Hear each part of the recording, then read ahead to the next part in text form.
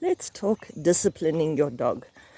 Now, let me first make it clear. There is a difference between disciplining your dog, abusing your dog, and then obedience corrections, all right? So let's just get that out of the way. Abusing a dog. Well, let's see. That would be beating the crap out of your dog and basically beating it into fear or submission. And quite frankly, that does nothing for your relationship. So please do not abuse your dog, okay? Right, then there are obedience corrections. That would be a pop on the collar. And if it is like somebody going, bleh, that would be a pop on the collar. That's to tell the dog, hey, you got it wrong. It's pretty serious. Don't do that. If you do like little pops, like little irritating pops on the collar, that would be like, dude, take attention here. Hello, wakey, wakey, come back to me. Stuff like that. It's not abuse. Okay.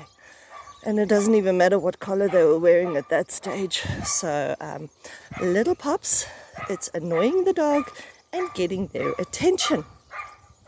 I do use that every now and then on my boy when he's very distracted and I asked him to do something. I'll little pop him on the collar and then he'll look at me and go, oops, sorry, did I miss something? And then I'll ask him again and he will obviously do as I ask. Right, so that is corrections on collars or leashes for obedience or whatever. Right, and then you get disciplining. Okay, now disciplining is applied when the dog has really stepped out of line. And a good dog, generally speaking, appreciates being disciplined and being shown that, listen, that was out of line, don't ever do that again. And of course, them being told what they're supposed to do. Now, there's many, many different ways of disciplining, and it's all about context. What did the dog do? How serious is it? Etc., etc. So, Lycan, come here. Sit. Good sit. So, if it's sort of serious, let's say this guy was being an ass. He was chasing the cat unreasonably through the garden.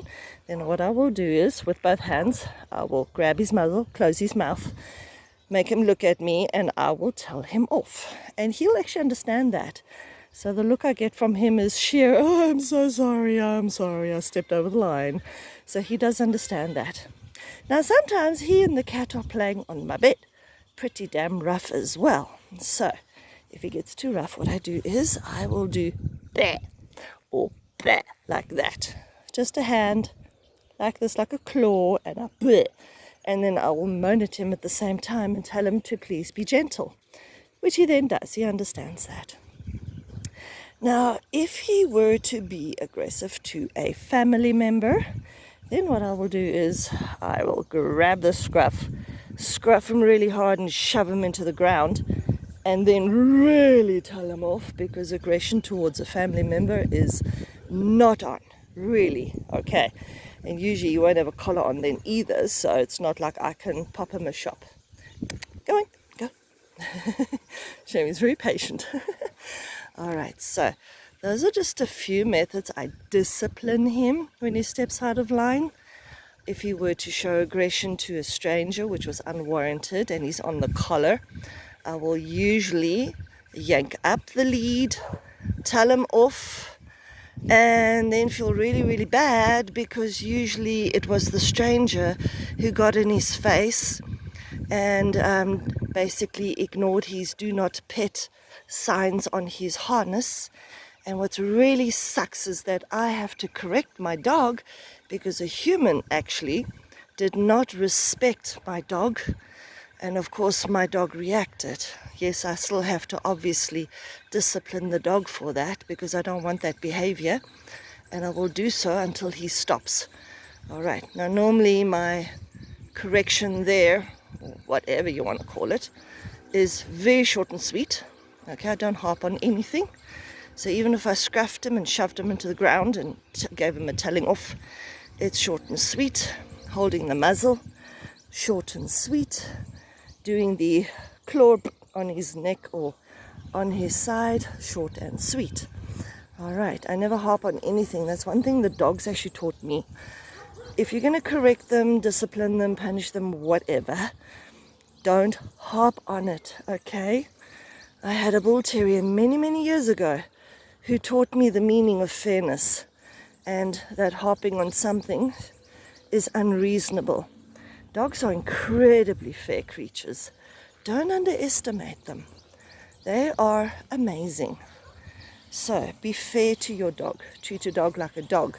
If it's a dog behavior,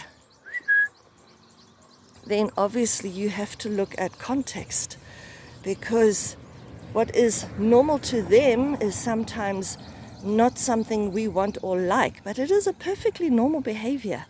So please don't punish your dog for normal behaviors. Stay here. Okay, so just bear that in mind, please. So it's okay to discipline your dog and punish them and stuff like that. And another word about punishment, Lycan, let's go this way. If your dog does a behavior such as raiding the dustbin or running out of the gate, do not punish your dog. Okay, that would be stupid and unreasonable. Okay, I'm going to say it as it is. Now, first of all, if your dog is raiding the dustbin, that's not the dog's fault. A dog is an opportunist. Lycan, let's go this way. So we do not punish the dog for normal dog behavior. A dustbin is an interesting smelling place full of yummy goodies. If you left it within reach of the dog and did not secure the bin, that's not the dog's fault. Okay, don't you dare punish him for it. If your dog runs out the gate, Lycan, stay close please. We're at the end of our walk, so he wants to get to the car now. Lycan, come here, come, good boy. All right, so let's say your dog runs out the gate. If you punish your dog, I'm going to say it as it is, you're stupid, all right?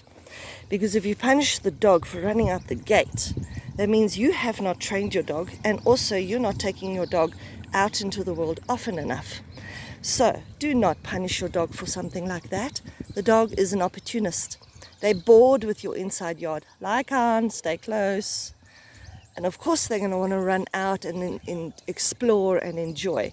Don't punish your dog for that. That would be stupid. All right. So just bear these things in mind. All right. It's important that we teach, or basically respect our dogs. Please respect your dog. And we're back.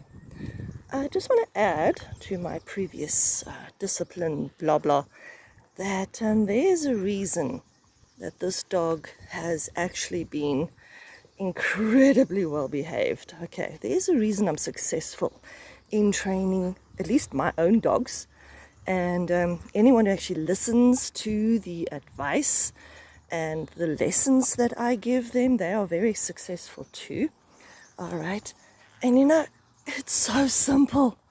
All right, it really, really is so simple to be successful with your dog. All right. So it starts with, first of all, respect your dog. It's a dog, all right? It's not a furry human. It doesn't need babying. You're actually ruining them when you do that, all right? It is not as fragile as you think it is. They're pretty damn tough, okay, even mentally. It's amazing what they can put up with. And in regard to being a very powerful creature, have you looked in the mouth, all right? Have you actually looked inside and seen those teeth? They're very sharp, bloody sharp teeth, okay? And the power, my goodness, the German Shepherd is one of the most powerful dogs out there. And when it clamps down and bites, it can break bone. The fact that this dog respects me because I respect him keeps him from using that power, those powerful jaws and teeth, on anyone that he's not supposed to. Okay, the amount of damage this dog could do is actually pretty scary. All right, so that's where you start. Respect this dog. It's a predator. It is on top of the food pyramid, all right? We are actually beneath it, if you think of it. An animal like this could hunt us down very easily. Come on, let's go. Good boy. Okay, so that's where you start. Then, importantly, you need to make sure that this animal does not get a chance to practice any behavior that you really don't want in the future. All right? It's that simple. If your dog never ever practices behavior you do not want in the future, be that jumping, chasing other animals, destroying stuff, if your dog never ever practices this behavior from the day that you get it, and I don't care how old your dog is, all right, whether you got it as a baby or whether you got it as an older dog that you adopted from somewhere, if you put down the rules right in the beginning, you will not allow this behavior or that behavior, and you make sure your dog can never ever practice it. That's the important part. If your dog practices any behavior that you don't want or like, guess what? It's just going to carry on doing it because it thinks it's supposed to. All right? So stop enabling your dog to practice bad behavior. Put a stop to it. Never ever let them practice it again. This dog you're looking at right now never ever practiced the art of destruction, jumping on people, doing anything bad for that matter, all right? He was always supervised. And when we could not supervise him, he was either in a crate or in a safe area, enclosed area, or now that I have his enclosure, he was in the enclosure. And when he was with us under supervision, the first year and a half, he was on a leash or a long line attached to one of us or dragging it behind him. And there was always a pair of human eyes glued to him so that we could immediately stop any behavior before it even happened. You can always tell what a dog is up to, okay? They've got very clear body language. So you need to learn to recognize it and read the dog's language and put a stop to behavior before it happens. Don't wait for it. And then you've got to moan and scream and shout and punish and who knows what else. Okay, that's actually very unfair. And what did I say earlier? We need to be fair to our dogs, okay? Dogs are very fair creatures. So respect that, all right? So that is just some of the secrets of successfully owning a dog who's very well behaved. All right? Oh, having another pee. Okay. All right. So that's all I can think of right now, but those are just some of the secrets of success. There's others, okay? But I'll keep that for if you ever come for lessons. Can't give everything away. All right? And no, none of it is a yank and crank or anything of the sort. All right, that's not how I treat my dogs. That would be unfair as well. All right. So, I mean, if you think of it, a dog wants to know what is expected of them. So if you don't train them, how the hell are they supposed to know? All right. And punishing them into behavior is also not fair. All right, back to fairness here. So please respect your dogs. Treat them like the dogs that they are. I don't care if you have got a 3-kilo Chihuahua. Pretend it is an 80-kilogram Burbu, all right?